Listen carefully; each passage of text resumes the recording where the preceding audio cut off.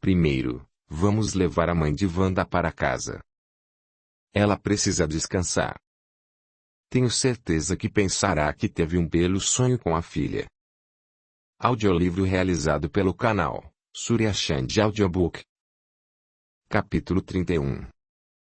Henrique, Adamastor, Apolônio e Roberto estavam reunidos, conversando sobre os avanços de Paulo e seus amigos.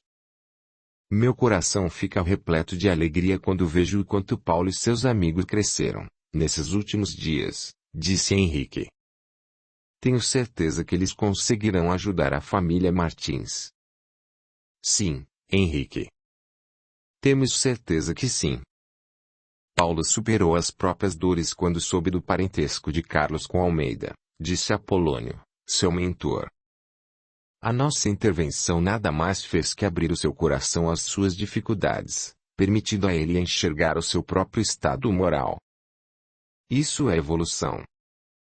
O que poderemos fazer agora para ajudá-lo? Vamos continuar ajudando sem que eles nos vejam. Acredito que eles se sentirão muito mais sintonizados em suas propostas de mudanças se tentarem sozinhos a tarefa abraçada. Todos concordaram com Apolônio. Neste mesmo instante, Paulo, Vesgo e Capenga olhavam para Carlos com olhos piedosos. Paulo, no entanto, balançou a cabeça e disse aos dois: Nós éramos muito eficientes no que fazíamos porque não sentíamos pena.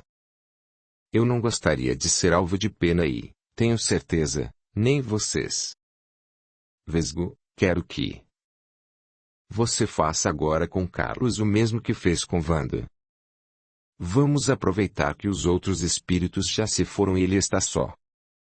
Vamos tentar harmonizá-lo para que saia do corpo e possamos conversar com ele.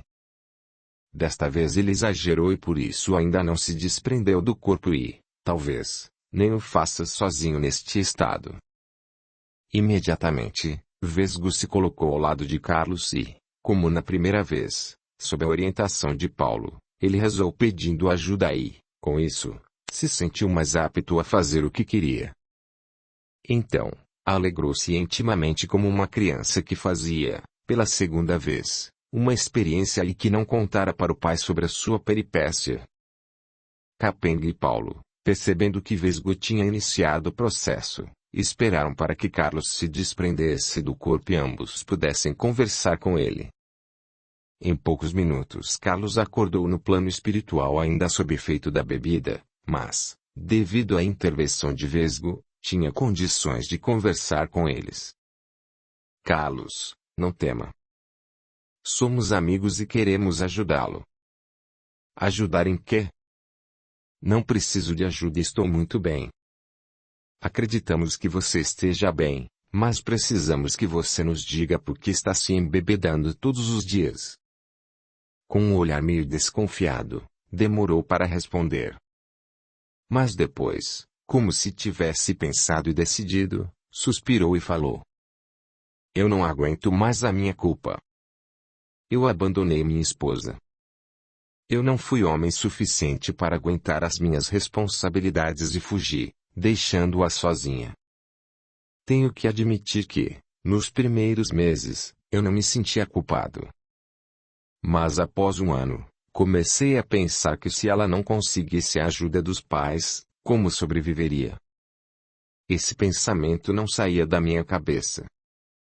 Então, fui atrás dela em nossa antiga casa e, para minha desgraça, soube através de uma vizinha que ela tinha morrido.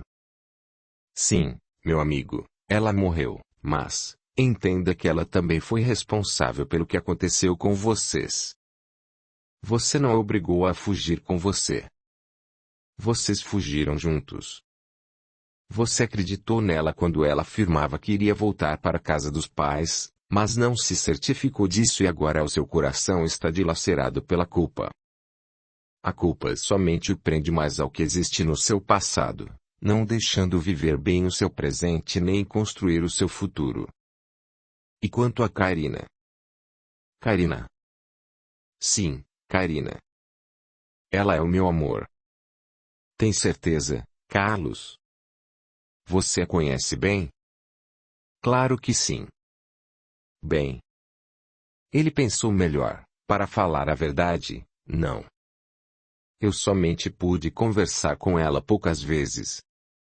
Então, por que afirma que ela é o seu amor? Não sei. Engraçado, nesses últimos meses, foi só o que senti. Amor por Karina. Mas, agora que me pergunta, como posso amá-la se não a conheço? Mas, eu a amo, não a amo? Paulo pescou para Vesgo e Capenga. Sem a influência de Wanda e com a ajuda de Vesgo, ele estava conseguindo se libertar, devagar, daquele transe hipnótico em que ela o mantinha. Paulo sussurrou algo no ouvido de Capenga que, imediatamente, se ausentou dali. Depois, sussurrou no ouvido de Vesgo que, deixando Carlos com a atenção voltada para seu próprio questionamento por alguns minutos, disse finalmente: Amigo, gostaríamos de levá-lo para ver a sua família. Você gostaria de visitá-la? Perguntou o Vesgo. Eu posso. Vocês fariam isso por mim? Eu tenho tanta saudade deles. Só se for agora, disse Vesgo sorrindo. Eles, então, foram para a cidade em que vivia a família de Carlos. Paulo ficou para trás. Estava muito apreensivo de ir com Carlos e dar de cara com Almeida. Ele, realmente, não sabia qual seria sua reação se o visse. Ajudar Carlos era uma coisa, mas perdoar Almeida era bem diferente. Entretanto, Paulo sentiu que não poderia se furtar daquela experiência. Ele precisava enfrentar mais essa jornada. Então, se deslocou para lá. Quando chegaram, Capenga já tinha reunido um bom número de familiares e amigos de Carlos que se encontravam dormindo, inclusive a sua antiga namorada Fátima, que estava ansiosa por vê-lo. Quando o viram, foi uma festa. Houve abraços e beijos, muitas lágrimas e confissões. Fátima tinha ficado mais atrás, com medo de sua reação, até porque ele tinha fugido com a sua amiga. E não podemos esquecer que ninguém sabia da morte de Wanda, ainda. Quando Carlos a viu, ficou extasiado. Ela continuava linda. Seu amor por ela saltou de seu peito junto com o coração que batia descompassado. Ele agora tinha certeza. Amor era o que ele sentia por aquela mulher. Karina era uma ilusão. Todos estavam muito felizes até que, em um determinado momento, ouviu-se um grito abafado de pavor. Era Almeida. Ele reconhecera Paulo entre os amigos de Carlos. Paulo, quando viu, sentiu um pouco de náuseas, mas percebeu o estado de angústia em que Almeida se encontrava e sentiu pena dele. Almeida, ainda encarnado, era um homem com mais de 90 anos, magro, semblante sofrido, encurvado, chegou próximo dele e começou a chorar. Todos ficaram curiosos para saber o que havia acontecido, mas Vesgo e Capenga ajudaram o amigo e afastaram as outras pessoas ali reunidas para que eles tivessem um tempo para se entenderem. Paulo, é você mesmo? Sim, sou eu mesmo, Almeida. Como você está? Não muito bem. Eu queria saber, como você está? Como eu posso ver você, se você está morto? Eu também morri? Não, Almeida. Nós estamos nos vendo porque você, quando dorme, vem para o plano espiritual, onde eu vivo. Eu queria te pedir perdão. Finalmente Almeida falou. Sei que o que fiz é imperdoável e eu carrego em meu coração a terrível culpa da traição. Eu não consigo me perdoar. Mas, eu queria lhe dizer que eu fui contra a ideia de culpá-lo por nossas ações. Só não fui homem suficiente para ir contra todos eles. Eu tinha medo. Eu vivi a vida toda tentando justificar que eu não consegui salvá-lo por medo das ameaças de me matarem também. Talvez, se eu tivesse sido corajoso e me rebelado, teria morrido no seu lugar e não teria vivido esse inferno em que vivo dia após dia. Passei a vida toda pedindo a Deus perdão pela minha traição e que pudesse dar paz ao seu espírito, onde você estivesse. Respirou fundo e continuou. Eu fingi que estava doente naquele dia para não participar do que eles estavam planejando. Logo depois que eu fiquei sabendo que tinham consumado o seu assassinato e o acusado vergonhosamente, eu pedi as contas e fui embora para nunca mais voltar.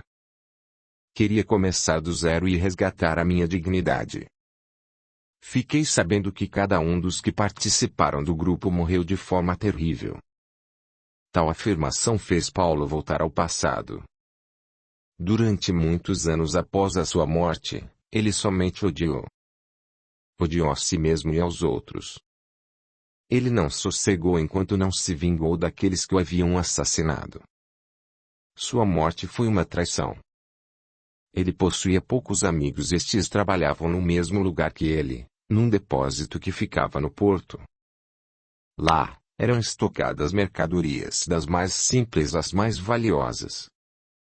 Certa noite Paulo foi chamado pelos amigos para ficar mais um pouco no trabalho, porque iriam fazer uma surpresa para o Beto, o vigia da noite, pois era o seu aniversário. Qual não foi a sua surpresa quando descobriu que era tudo armação? Após ter sido subjugado por seus amigos, eles lhe contaram que vinham, há muito tempo, furtando mercadoria daquele armazém e vendendo para intermediários. O problema é que o dono resolveu fazer uma auditoria no depósito por orientação de um novo contador. Percebendo que tal auditoria iria levá-los para a cadeia, pensaram em colocar a culpa em alguém e esse alguém foi Paulo.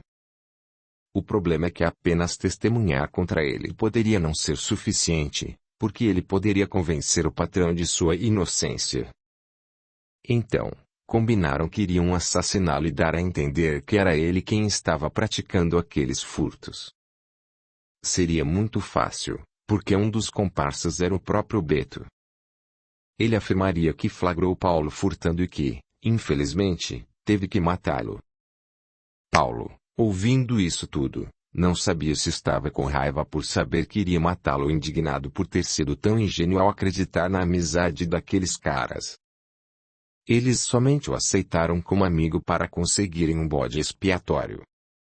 Nos seus derradeiros momentos, Paulo pensou nos seus pais, mas não teve muito tempo para isso porque 2 tiros o atingiram, e ele morreu. Quando ele se viu no plano espiritual, sentiu que deveria ir embora. Pensou novamente em seus pais e que sua atitude não tinha sido muito diferente, mas logo foi envolvido por espíritos das sombras. Eles o convenceram de que não devia perdoar os seus falsos amigos e que eles poderiam ajudá-lo a se vingar. Eles me diziam que eu não sabia que meus pais seriam mortos pela minha ação, mas aqueles traidores encomendaram a minha morte premeditadamente. Isso me revoltou e eu aceitei ajuda, me aliando a eles. Consegui o que queria. Um foi morto numa briga de bar provocada por influência nossa. Outro foi pego furtando no mesmo depósito poucos anos depois e foi preso. Aproveitamos o fato e, na prisão, incitamos um preso a golpeá-lo até a morte. O vigia noturno que atirou em mim foi morto desgraçadamente em uma noite de trabalho, porque levamos uma gangue violenta a desejar roubar os produtos que estavam naquele depósito. Ele não teve nenhuma chance. Nossa, como eu me senti vingado, vendo os meus algozes padecendo as mesmas dores que me impingiram. Quando chegavam aqui, eles me reconheciam e me pediam ajuda e eu ria de todos eles. Mas a minha vingança não estava completa. Ainda faltava o Almeida. Na noite de minha morte, aqueles falsos amigos confessaram que o Almeida também fazia parte do grupo. Antes de eu achar o Almeida, no entanto, o grupo que me ajudou me disse que era minha vez de servir. A partir daí, comecei a trabalhar para o chefe e nunca mais parei. Meu Deus, a minha vingança tinha me levado para um estado de escravidão sem fim. A maior traição foi a que fiz comigo mesmo, concluiu Paulo. Almeida, eu não tenho nada a perdoar. Se você errou, eu também errei. Agora percebo que tudo aconteceu porque eu colaborei para que isso acontecesse. Fico até agradecido por mais essa experiência na qual pude sentir a liberdade preenchendo o meu coração. Não desejo mais vingança, não desejo mais escravidão. Eu quero viver sabendo que eu posso ser diferente e, se possível, fazer diferença na vida de outras pessoas. Nesse momento Paulo vê Carlos num canto, cabisbaixo. Ao se despedir de Almeida, dirige-se até ele. O que houve, meu amigo? Eu não mereço tudo isso, Paulo. Fui um patife. Como poderei ser feliz, se Wanda morreu por minha causa? Meu amigo, ambos erraram, mas agora precisam voltar a viver as suas vidas. Ela, no plano espiritual e você, no físico. Ao perdoar ela já deu o primeiro passo para viver bem. Agora, falta você fazer o mesmo. É verdade. Sim, guardo em minha lembrança a imagem dela vindo até mim e me perdoando. Ela está bem? Paulo teve vontade de mentir, mas não conseguiu. Não, mas ela ficará bem. Essa notícia já é um alívio para o meu coração. Paulo, eu não sei o que farei quando acordar, mas eu gostaria de agradecer de todo o meu coração, por tudo que você e seus amigos estão fazendo por mim. Eu já estava pensando em fazer uma loucura e, graças a vocês, consegui mudar meu comportamento. Ele deu um abraço tão forte em Paulo que este não conseguiu segurar as lágrimas. Depois foi a vez de Vesgo e Capenga, que também foram abraçados por aquele que se tornou um novo amigo para o trio. Com o passar da noite, todos começaram a voltar para os seus corpos, acordando com uma esperança acalentadora de que o futuro seria muito melhor. Se inscreva, ative o sininho, e clique em todas, para receber as notificações de novos audiolivros. Deixe o seu gostei, o seu comentário, e compartilhe. O seu apoio ajuda o canal a crescer. A gratidão é o caminho da evolução. Capítulo 32. Paulo, Vesgo e Capenga não abandonaram Carlos nos 2 dias seguintes. Deram a ele força e intuições para que ele não se esquecesse de sua nova meta de vida que era de retornar para casa. Mas Carlos ainda temia a reação da família de Wanda quando soubesse que ela havia morrido. Capenga informou a Paulo que a família de Wanda não morava mais naquela cidade. Quando ele foi em busca de informações sobre Wanda e sua família, teve que ir para uma cidade muito distante dali. Essa é uma boa notícia. Mas como nós faremos para que Carlos saiba disso? Questionou Paulo. Capenga foi quem trouxe a solução. Podemos ter uma ajudinha se perguntarmos ao Estevão. Estando os 3 de acordo, Paulo pensou em Estevão, que apareceu sorridente como sempre. Meus amigos, precisam de mim? Após explicarem o ocorrido, Estevão lhes disse. Por coincidência, eu descobri que um antigo morador da cidade de Carlos mudou-se para cá faz pouco tempo e ela está morando relativamente próximo daqui. Então, os 3 espíritos tudo fizeram para que Carlos cruzasse o caminho com o do seu conterrâneo. E conseguiram. Carlos, é você mesmo? Chico, como você está? Estou bem, meu amigo. E, Wanda, tudo bem com ela? Ah, meu amigo, ela faleceu há 1 ano, mais ou menos. Meus pesames. Imagino a sua dor. Chico, e os pais de Wanda, como estão? Não sei, meu amigo. Eles foram embora da cidade, pouco tempo depois de vocês terem fugido. O pai dela não aguentou a vergonha e mudou-se com a família para uma cidade em outro estado. Não sei bem para onde. Oh, Chico, como foi bom falar com você. Você não sabe que boa notícia você está me dando. Tenho pensado em visitar a nossa terra, mas temia ter de enfrentar, agora, os parentes de Wanda. Preciso informá-los de seu óbito, mas ainda não sei como fazê-lo. Eu entendo, meu amigo. Tenho certeza que você pensará em algo. Bem, tenho que ir. Boa sorte para você. Carlos ficou muito feliz. Ele vinha pensando muito em Fátima, sua antiga namorada. Há 2 noites, ele tivera um sonho muito bonito com ela e seus familiares. Ele acordou com uma disposição diferente. Queria muito mudar de vida. Ele estava com muita culpa pelo que aconteceu com Wanda e isso não era bom. Ele mesmo percebia que já estava exagerando e bebendo sem parar. Do jeito que estava, ia acabar perdendo o emprego ou mesmo a vida. Pensando em suas ações no passado, ele sabia que a sua escolha em deixar Wanda sozinha não foi acertada, mas, naquela época, ele não sabia mais o que fazer. Ela nunca estava satisfeita com nada que ele fazia. Ele tentava de tudo para fazê-la feliz, mas nada dava certo. Como ela afirmava que seria bem recebida pelos pais, a saída mais fácil que encontrou foi abandoná-la. Mas, pensando bem, ele não sabia dizer por que fugiu com Wanda. Ele sempre gostou da Fátima e não dela. Mas, antes de fugirem, ele não conseguia tirar os olhos de Wanda, não conseguia parar de pensar nela, parecia até enfeitiçado. Bem, isso não importa mais. Eu fiz uma escolha e terei que arcar com as consequências. Primeiro, vou descobrir onde Wanda foi sepultada, depois, vou organizar os papéis de seu óbito, porque imagino que ninguém tenha feito isso ainda. Uma sensação de culpa passou pelo seu coração, mas ele logo a espantou porque já tinha padecido toda a dor da culpa e de nada adiantou. A dor não a traria de volta e agora era hora de seguir em frente. Continuou a fazer planos. Vou visitar os meus familiares. Tenho uns dias de folga acumulados e posso pedir para o meu patrão que me dispense para que eu possa ir até lá. Preciso resolver a minha vida e dar outro curso a ela.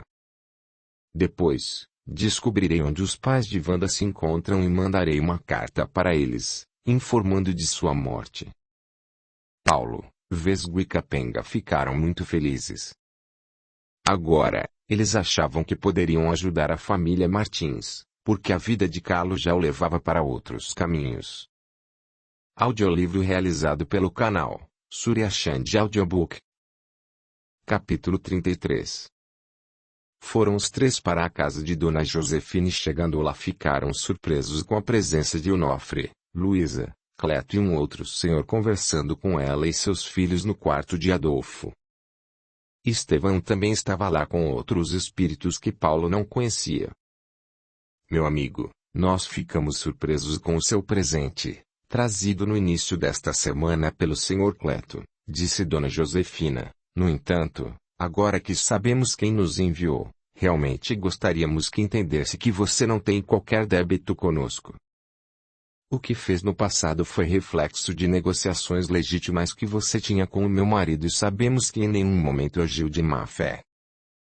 Apesar de Percival achar que você poderia ter sido mais sensível às nossas dificuldades, eu sempre entendi que ele sabia das cláusulas da contratação firmada.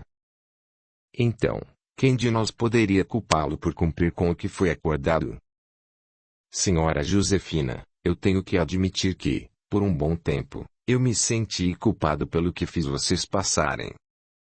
Depois, percebi que eu tinha direito, por nossas leis, de agir daquela forma, mas de qualquer maneira, para acalmar o meu coração, tinha de vir até vocês para saber como estavam e oferecer os préstimos de um bom amigo.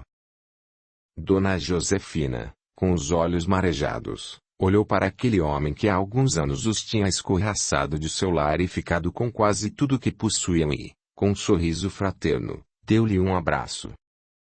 Como recusar o presente de Onofre se ele ainda os considerava bons amigos?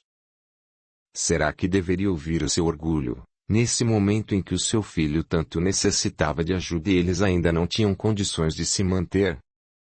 Mas, continuou Onofre, gostaria ainda que Adolfo pudesse me fazer um favor. Parou alguns segundos e disse: este é o Dr. Pedrosa e ele se colocou à disposição para examinar você. Não sei se estou esperançoso demais, mas quando soube do acidente, me disseram que talvez você não pudesse mais andar. Isso significa que podia haver uma esperança e eu gostaria de saber se existe ou não algum tratamento para o seu caso.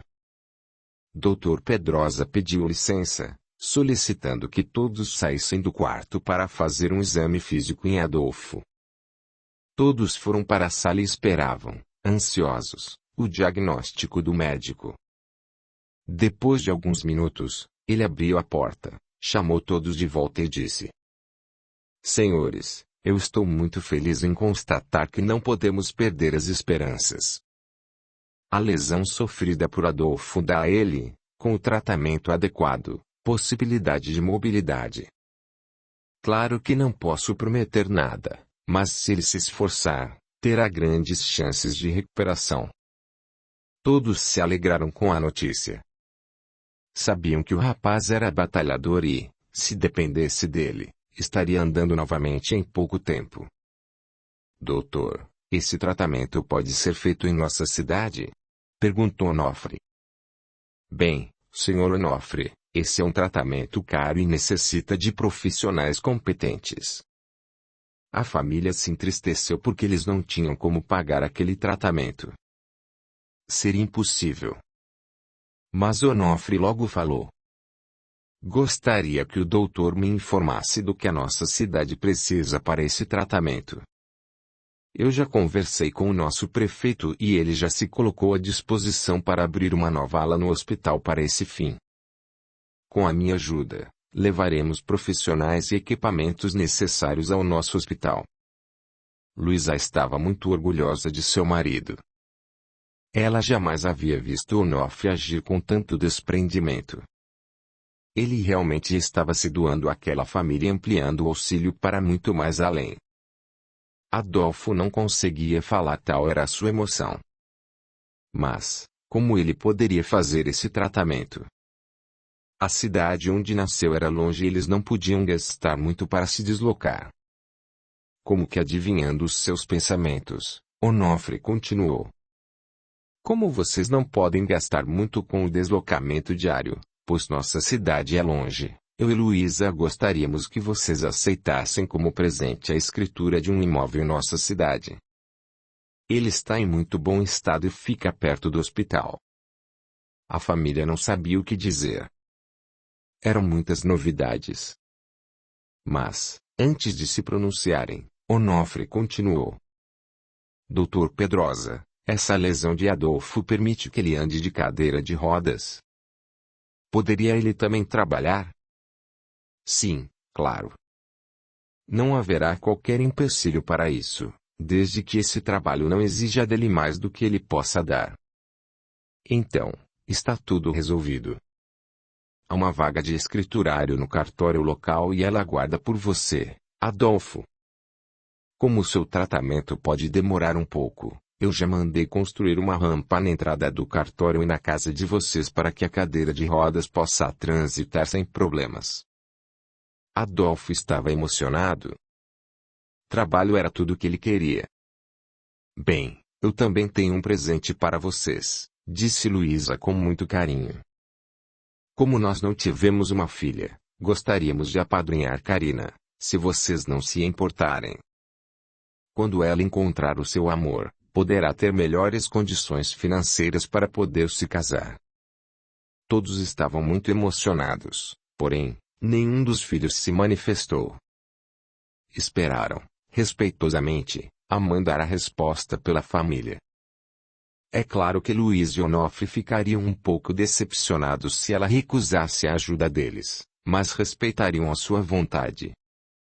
Nós queremos agradecer de coração tudo que estão nos ofertando, disse Dona Josefina com a voz embargada. Eu estou muito surpresa com tudo isso. Antes eu queria devolver o dinheiro que, generosamente, vocês nos ofertaram, não por orgulho, entendo bem, mas porque não os vejo como devedores de nossa família. Agora, vocês nos trazem mais presentes. Após um suspiro profundo, ela disse: Eu me pergunto se merecemos tudo isso. Realmente penso que tudo o que passamos até agora nos foi proporcionado pelo Pai para nosso aprendizado. Se nós vivenciamos com fé os acontecimentos infelizes, por que nos recusaremos a viver também com fé os felizes? Nós não sabemos o porquê de estarmos passando por tantas privações em um momento e vivenciarmos a abundância em outros, mas entendo que se Deus nos permitiu passar por tudo isso é porque essas experiências nos fariam melhores. É como temos tentado viver. É verdade que, no início, depois de termos perdido Percival, fomos convidados a morar com Gertrudes que nos davam uma vida cômoda. Porém, com o passar do tempo, apesar da idade de ser irmã de Percival, ela se encantou com o Adolfo. Ela não sabia que eu percebia os seus olhares e as cantadas para que Adolfo fosse o seu amante, disse Dona Josefina ruborizando-se, mas, vendo que ele não a acolheria em seu leito, ela tentou ameaçá-lo, colocando-o para fora de sua casa. Quando ela disse que ele não poderia mais continuar morando ali, foi o que bastou para podermos sair sem trazer maiores dissabores a ela. Mãe, eu jamais imaginei que a senhora soubesse das investidas de tia Gertrudes, disse Adolfo. Eu não falei com vocês sobre isso, porque imaginei que vocês poderiam ficar muito revoltadas com ela. Mas, ela não foi a única responsável por esta situação. E eu me sinto muito mal por vocês terem de viver aqui por minha culpa. Mãe e filha começaram a retrucar, mas ele afirmou com veemência. É verdade, minha mãe. É por minha culpa, sim. O que vocês não sabem é que, em uma noite, voltei para casa muito bêbado. A senhora sabe que eu não sei beber. Ela estava na sala lendo um livro e vocês já tinham ido dormir. Eu tenho poucas lembranças dessa noite, mas o que eu sei é que acordei na cama da tia Gertrudes na manhã seguinte. Quando eu pensei no que tinha feito, fiquei desesperado. Jamais imaginei que em algum momento de minha vida eu pudesse desrespeitar uma mulher, principalmente sendo ela minha tia. Depois disso, ela ficava cobrando uma atitude de minha parte, mas eu realmente não sabia o que fazer. Eu estava me sentindo muito culpado e quando eu já estava para desistir e aceitar as investidas de tia Gertrudes, a dona Paola, uma empregada da casa, me salvou, confidenciando que eu não tinha feito nada com ela. Eu cheguei tão bêbado que a tia Gertrudes a chamou para ajudá-la a me levar, já desacordado, para o seu quarto. Ela me disse que não entendera o porquê de ser no quarto dela, até ela perceber o que a patroa estava fazendo comigo.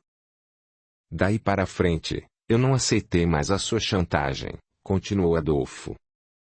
Como eu era firme ao afirmar que eu nada tinha feito, ela desconfiou da dona Paola e a pressionou. Não conseguindo mentir, ela confessou que me contou sobre aquela noite e acabou sendo despedida. Apesar da dona Paola não querer aceitar, eu dei a ela todas as minhas economias, que não eram muitas, por isso quando saímos da casa de tia Gertrudes eu nada mais possuía e não pude ajudar nos momentos de privações e desde então eu trago comigo todas essas culpas. Adolfo, se antes eu já o admirava por sua responsabilidade e honestidade, hoje o admiro ainda mais, disse Onofre, apertando a mão daquele rapaz que apesar de tão jovem já tinha passado por inúmeras experiências torturantes. E você sabe onde a senhora Paola está hoje? Eu realmente não sei. Mas, como ela já tinha mais idade, talvez ainda esteja desempregada, disse, tristonho. Bem, Onofre, disse Luísa sorrindo, eu realmente preciso de uma pessoa que me ajude a administrar os serviços de nossa casa. Acho que Cleto terá que trabalhar mais um pouco. Paulo, Vesgo e Capenga, muito emocionados, entenderam que mais nada teriam a fazer ali. Deveriam voltar e arcar, junto à organização, com as consequências de suas últimas escolhas. Depois de se despedirem de Estevão, retornaram os três para o escritório de Onofre na fazenda. Amanhã eles estarão de volta, Paulo. O que vamos fazer? Perguntou Capenga. Não sei, meus amigos. Se vocês quiserem, podem ir. Quem sabe a organização não procure vocês? E quanto ao Onofre? Se nós formos, eles continuarão aqui, e com um novo líder, disse Vesgo. Capítulo 34. É verdade. Mas, o que podemos fazer contra eles? Perguntou Capenga. Eu estarei aqui para proteger essa família quando eles chegarem. Vocês viram como Onofre mudou. Viram que essa família merece ser feliz e eu não vou deixar que o bando estrague essa felicidade. Paulo parou alguns segundos para refletir e continuou. Mas, vocês, meus amigos, podem fazer outra escolha. Podem ir embora e viver outra vida. Eu ainda não sei como lutar contra aqueles com os quais já fui aliado. O que sei é que não conseguiria mais me utilizar dos nossos antigos expedientes para me defender. Bem, Paulo, se nós fizemos a escolha de acompanhá-lo antes, vamos fazer a escolha de acompanhá-lo agora também, disse Vesgo, com a aprovação de Capenga. Paulo ficou muito sensibilizado por essa demonstração de amizade. Algo havia mudado naqueles três espíritos e nenhum deles ainda tinha percebido o que era, mas logo descobririam. Resolveram, então, cada um da sua forma, aproveitar aquelas últimas horas. Paulo resolveu passear pelo pomar novamente. Ele já tinha feito um retrocesso de tudo o que eles tinham aprendido naquela última semana e ele estava muito feliz com o resultado de suas ações. Esses pensamentos eram suficientes para que ele não se entregasse ao desespero ou desistisse de sua nova meta de vida, que era resgatar a sua condição de filho de Deus. De repente, estava embaixo daquela mesma castanheira onde viu a sua mãe.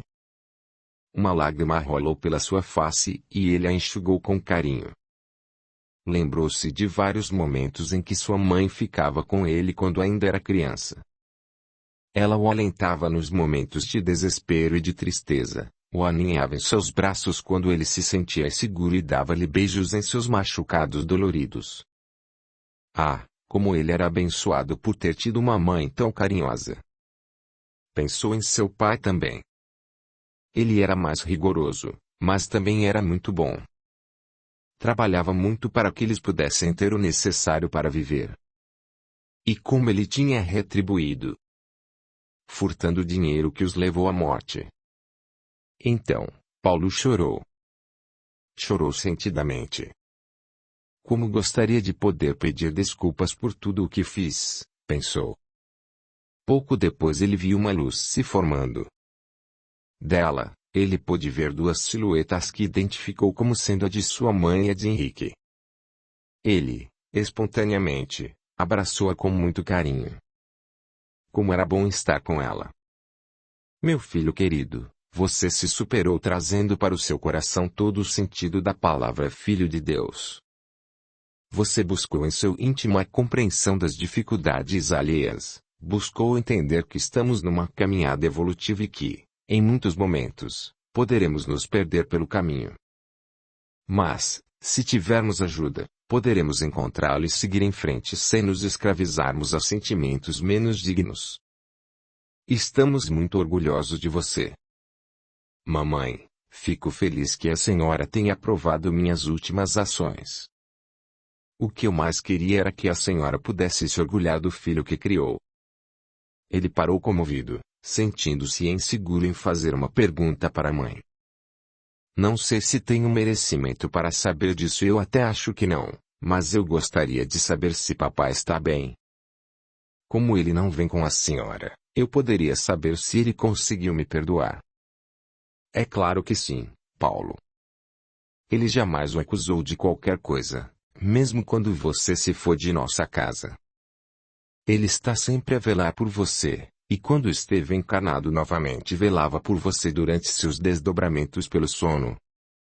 Então, ele reencarnou? Por que ele teve que reencarnar? Sim, meu filho.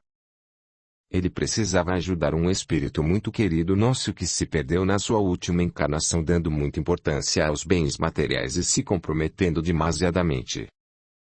Então, nessa última vida, seu pai e outros amigos queridos vieram em seu auxílio, para que ele se lembrasse dos valores morais essenciais ao seu crescimento. E quem é este espírito, mamãe? Ele ainda está encarnado. Eu também posso ajudá-lo de alguma forma. Você já está fazendo isso, meu filho.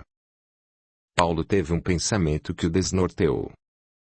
Ele olhou para a mãe e para Henrique. Seu coração batia descompassadamente. Finalmente, ele perguntou: Mãe, este espírito é Onofre? É sim, meu filho. Paulo caiu de joelhos. Até pouco tempo, ele estava perseguindo o Onofre, espírito que o seu pai tinha reencarnado para ajudar. Mãe, você disse que papai esteve reencarnado. Então, ele já morreu? Perguntou consternado. Sim, meu filho. Mas, então, quem foi o meu pai nessa sua última reencarnação? Pensou Paulo. Olhou novamente para sua mãe e, após uma reflexão final, olhou para Henrique, só então reconhecendo nele o seu pai. Abalado pelas revelações, ele chorou de arrependimento por tudo aquilo que ele fizera contra aquela família. Henrique ajoelhou-se ao seu lado, abraçando-o. Enquanto o aninhava em seus braços, foi se transfigurando, apresentando a imagem paterna de Paulo em sua última encarnação. Me perdoe, meu pai, me perdoe. Por 2 vezes, fui o causador de sua morte, disse Paulo constrangido. Não, meu filho. Não pense nisso. Sim, meu pai. Fui sim. Eu fui aquele que, para desestruturar Onofre, fiz com que a sua doença se agravasse, por meio de forças obscuras de nossa organização. Eu impedia que você melhorasse e, por consequência, o fiz morrer de novo. Paulo chorava dolorosamente. Henrique, por sua vez, estava sereno.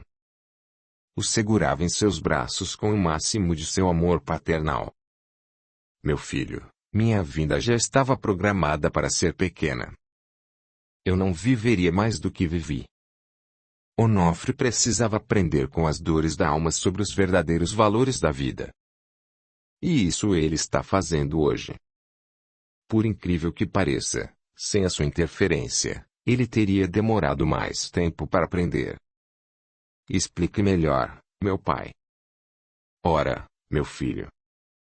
Se vocês não atormentassem tanto Onofre como fizeram, ele não ficaria incomodado com a vida que levava e não buscaria mudanças. Jesus dizia que aí do mundo, por causa dos escândalos, porque é mister que venham escândalos, mas aí daquele homem por quem o escândalo vem. Você é responsável por suas ações, meu filho, mas, por meio delas a vida sempre transformará em benefícios tudo aquilo que escolhermos fazer, não importando qual seja a nossa intenção. E foi o que aconteceu na vida de Onofre e na sua vida. Não se perturbe mais, Paulo. Estamos aqui para ajudá-lo.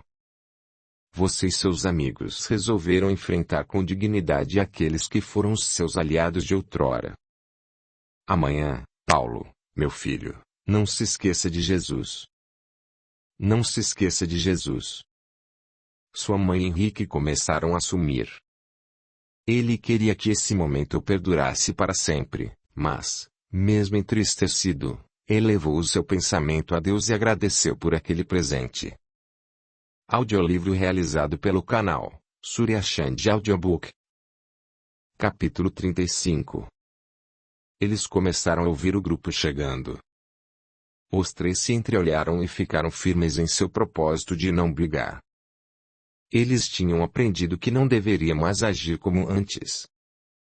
Sua batalha seria em palavras e, se ninguém os escutasse, eles os acompanhariam em paz. Quando o grupo ia entrar no escritório, Paulo pensou em Jesus e, para a surpresa de todos, ninguém conseguiu entrar. O que está acontecendo?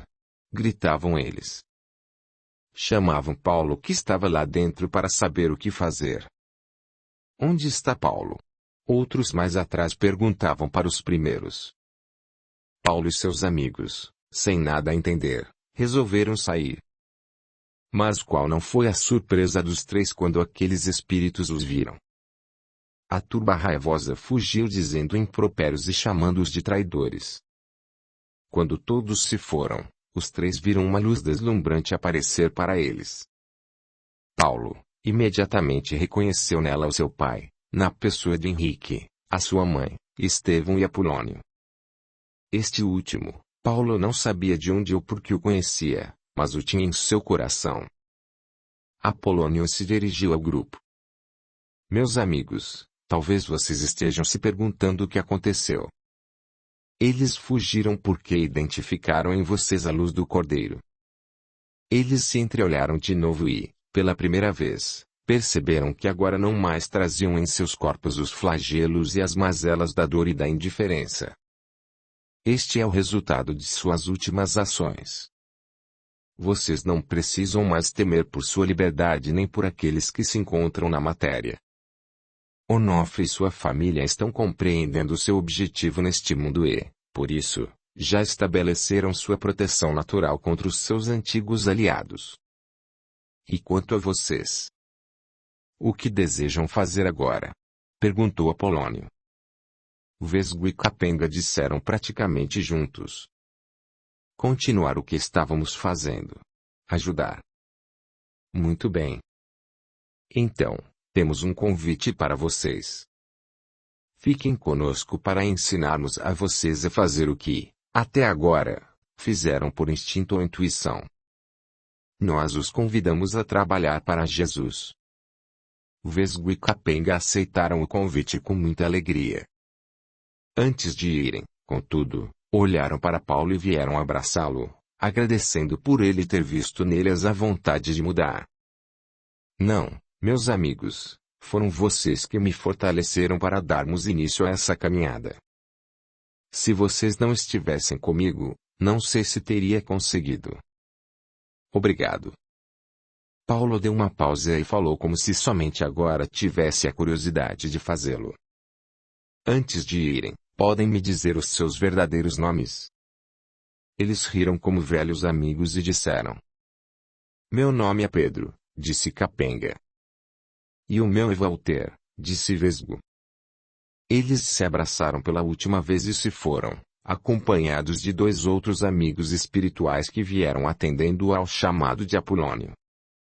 E você, Paulo, o que quer fazer? Perguntou Henrique. É claro que eu também quero seguir ajudando os mais necessitados, mas, para me libertar de alguns entraves que ainda sinto existirem em minha vida, eu preciso saber por que vocês pegaram aquele dinheiro com um agiota. Eu realmente preciso saber. Bem, meu filho, sua mãe estava muito doente e nós precisávamos pagar um tratamento médico muito caro. Paulo, constrangido, abaixou os olhos ao perceber que devido ao seu egoísmo nem tomou conhecimento que sua mãe estava doente. Aquilo foi uma punhalada em seu coração. Meu filho, disse ela, entenda que tudo o que aconteceu deve ser visto por você como parte de seu passado. Devemos aprender com ele para não repetirmos os mesmos equívocos no presente. Você, mais do que ninguém, sabe como a culpa nos escraviza e nos impossibilita realizarmos aquilo que é útil para o nosso crescimento. Veja a si mesmo como um aprendiz que hoje teve a oportunidade de se ver de frente a mais uma lição da vida. Eu entendo, minha mãe. E tentarei não esquecer seu valioso ensinamento. Preciso me libertar das correntes que me prendem ao passado e, para isso, tenho que admitir que me sinto comprometido com aqueles que eu, por vingança, levei a torturas e desolações. Gostaria de resgatá-los de suas prisões emocionais e mentais, como nas que eu estava até pouco tempo. Será que eu conseguiria isso? Claro que sim, meu filho, disse sua mãe. Você fez por merecer essa graça. Deixe-nos orientá-lo como fazer para, finalmente, tomar posse de sua nova função na seara de Jesus. Paulo abraçou seus amigos e deixou-se levar para os novos aprendizados. Capítulo 36. Luísa estava radiante. Ela e Onofre estavam prestes a inaugurar uma instituição beneficente em sua cidade, cujo objetivo era abrigar e amparar crianças carentes. Luísa já tinha muita experiência nessa área porque, antes de se casar, já havia trabalhado como voluntária no orfanato de sua antiga cidade. Ela sentia saudades do trabalho que fazia com as crianças e, desde que o seu filho Henrique se foi, a vontade de retomar essa atividade se tornou ainda mais forte. Quando Onofre chegou até ela com a proposta de abrir aquela instituição, ela nem pôde acreditar, e as primeiras pessoas em quem ela pensou para ajudá-la com o projeto foram Dona Josefina e Carina. Em menos de 6 meses, elas transformaram um dos imóveis que Onofre possuía em uma creche com tudo o que era necessário para dar conforto e comodidade às crianças. Elas estavam radiantes, pois também teriam a ajuda de outras mulheres voluntárias da igreja, entre elas a senhora Marta, bem como um grupo de funcionárias contratadas. Carina, por exigência de Luísa, foi contratada como funcionária para trabalhar na área administrativa da instituição. Marta ajudaria porque Luísa queria trabalhar diretamente com as crianças como fazia quando era mais jovem. Ambas surpreenderam a todos com sua competência em resolver as questões administrativas com habilidade e responsabilidade, mas também com muito carinho e amor. Capítulo 37. Muitos meses se passaram e chegou o Natal. Seria realizada uma bela festa no orfanato.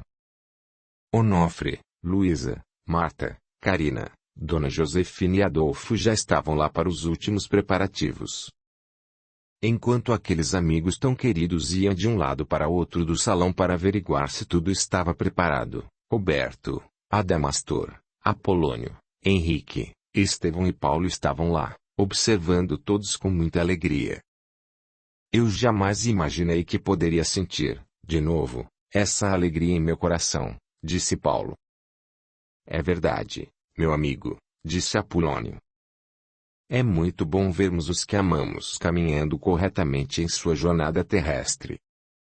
Onofre perdeu-se na sua última existência dando mais importância aos bens materiais. Muitas foram as pessoas que ele prejudicou para atender aos seus desejos e para ficar rico. Uma delas, inclusive, foi Ernesto. Em sua atitude inconsequente, Onofre desonrou a filha dele que, após ter sido abandonada grávida, se suicidou de vergonha. Ernesto era um comerciante desonesto e inescrupuloso, mas também era um pai amoroso. Quando descobriu a causa do ato desesperado de sua filha, jurou vingança. Ernesto foi assassinado em uma negociação ilegal em que se metera, não conseguindo se vingar enquanto vivo. Ernesto foi o seu antigo chefe na organização, Paulo.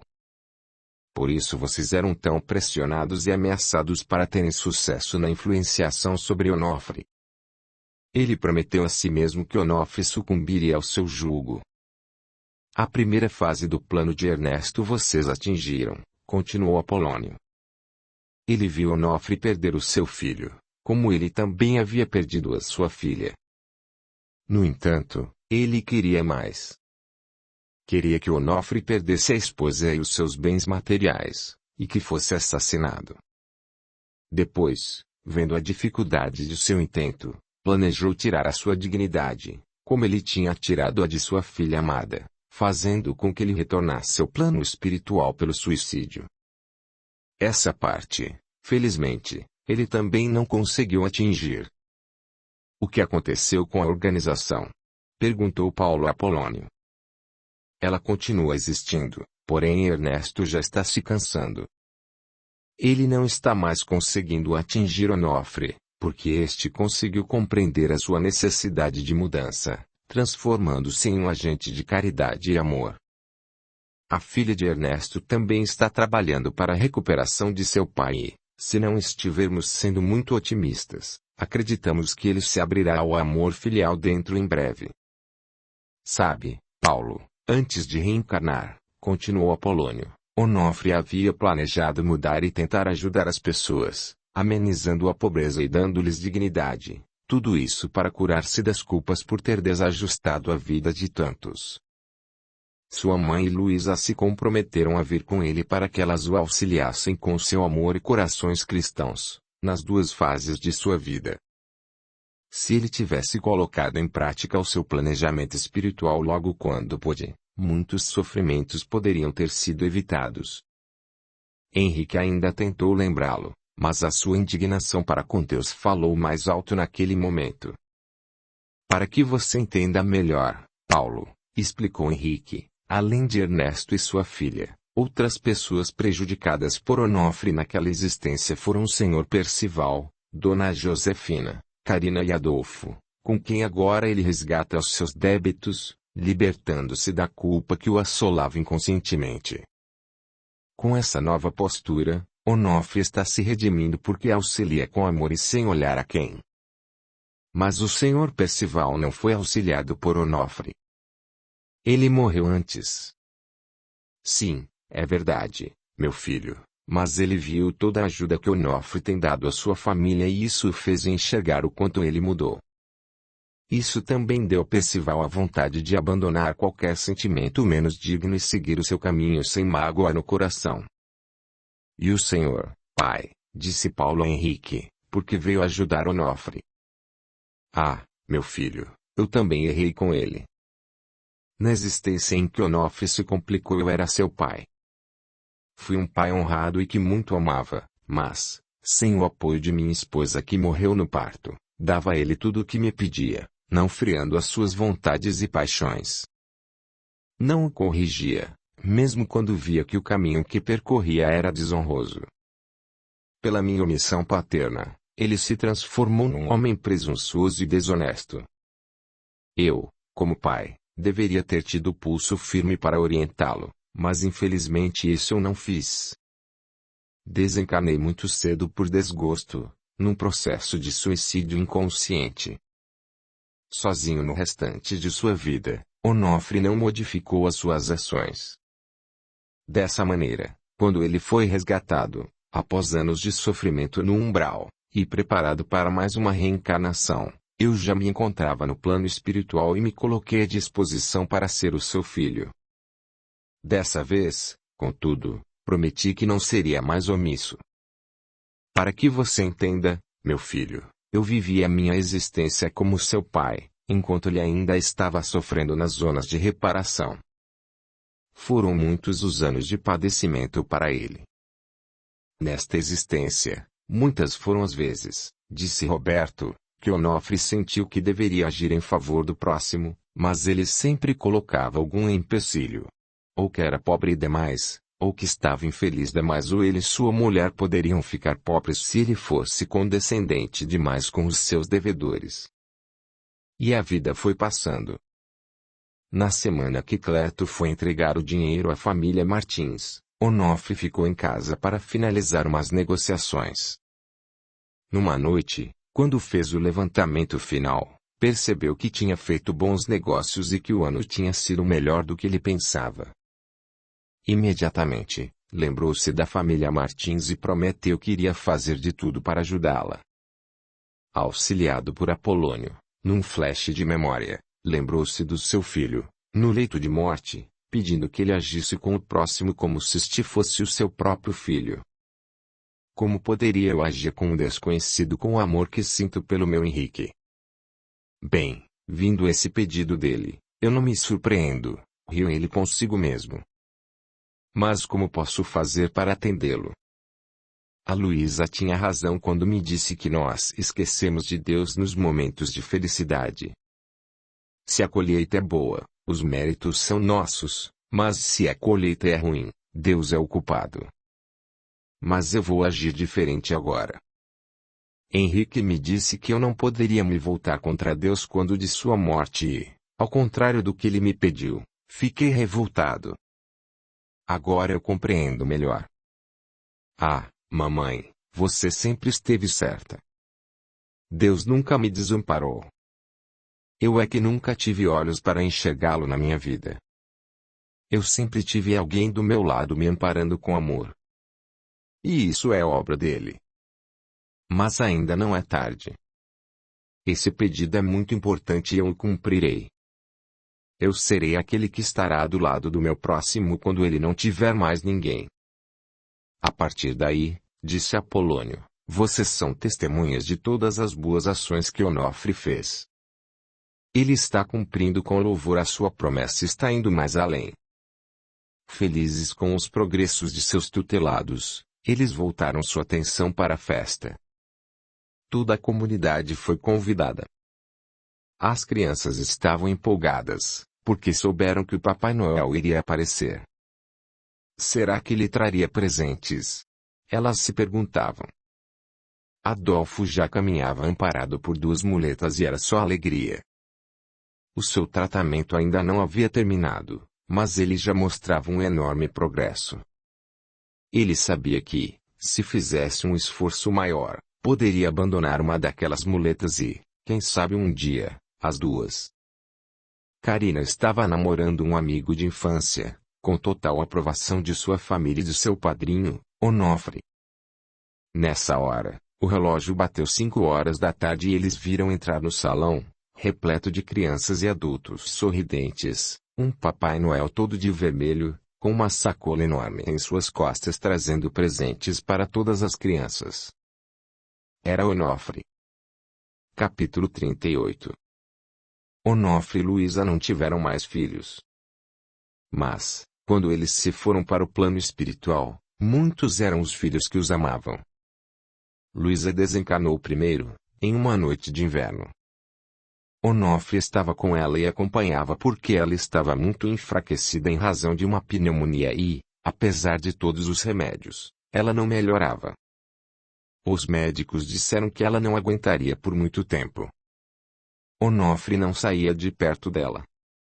Ele a distraía contando as peripécias das crianças da creche e falando sobre a fazenda, que já estava sob a administração de Adolfo havia alguns anos. Contava também as últimas traquinagens dos filhos de Adolfo e Karina, que os chamavam de vovô Onofre e vovó Lu. Luísa tudo escutava sempre serena e com um sorriso em seu rosto. Por volta das 8 horas da noite, ela chamou a atenção de Onofre para o canto do quarto. Meu querido, é o nosso filho. Henrique está aqui. Ele veio me buscar, e olhou para ele, com lágrimas nos olhos. Chegou a hora. Certa vez, um anjo veio buscar o nosso Henrique e hoje ele veio me buscar. E passando, pela última vez a mão no rosto de seu marido, ela se despediu e se foi. Onofre sofreu com a morte de sua amada companheira, mas não se deixou esmorecer por estar só. Viveu seus últimos anos de vida com sabedoria. Foi mais do que um amigo para todos, foi um grande homem, um exemplo de amor e compaixão. Quando Onofre desencarnou, Adolfo e Karina cuidaram de todos os preparativos para o seu velório e sepultamento. Toda a comunidade veio dar adeus ao homem que fez grande diferença para aquela cidade. Da mesma forma, quando do velório de Luísa, todos aqueles que lá se encontravam choravam baixinho por mais aquela perda inestimável. No plano espiritual, Luísa, Henrique, Roberto e muitos amigos estavam reunidos para recebê-lo. A felicidade era geral, pois Onofre tinha conseguido. Saía daquela existência vitorioso. Henrique o abraçou e, indicando os amigos e familiares tão queridos, disse: Agora, meu pai, viva a recompensa de uma vida bem vivida. No passado, você chegou aqui como um devedor de si mesmo, mas agora é um vitorioso por ter extirpado de seu coração as mazelas da culpa e a percepção equivocada dos valores materiais. Sua promessa foi cumprida e muitos foram os beneficiados por ela. Mas nunca se esqueça que o maior beneficiado de todos eles foi você mesmo, meu pai. Com lágrimas nos olhos, abraçado por seu filho e por sua esposa que tanto amava, Onofre foi para perto de seus amigos que o ampararam e o levaram, satisfeitos, para o início de sua nova vida. Fim. Este audiolivro representa uma contribuição do canal Surya Chand Audiobook, para aqueles que necessitam, como é o caso dos deficientes visuais, e como forma de acesso e divulgação para todos. Se inscreva, ative o sininho, e clique em todas, para receber as notificações de novos audiolivros. Deixe o seu gostei, o seu comentário, e compartilhe. O seu apoio ajuda o canal a crescer. A gratidão é o caminho da evolução. Torne-se membro do canal, e dê o seu apoio ao trabalho realizado com muito carinho para você. Lembre-se de valorizar e reconhecer o trabalho do autor, adquirindo suas obras. Venha para o nosso grupo no Telegram. Veja o link na descrição do vídeo.